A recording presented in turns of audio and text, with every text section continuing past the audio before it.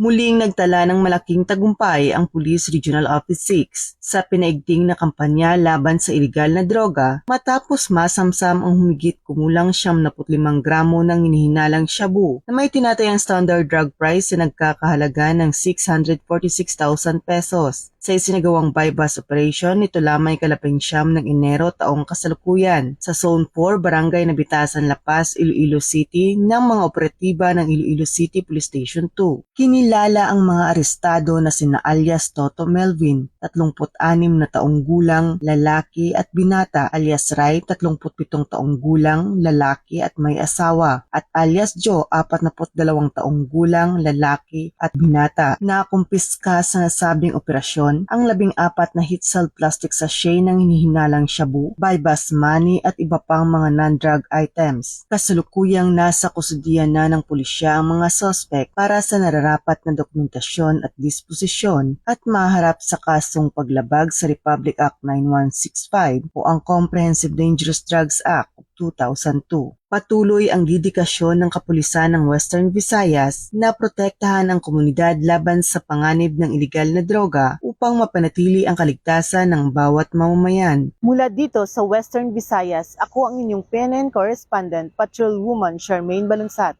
Alagad ng batas, tagataguyod ng Balitang Pulis.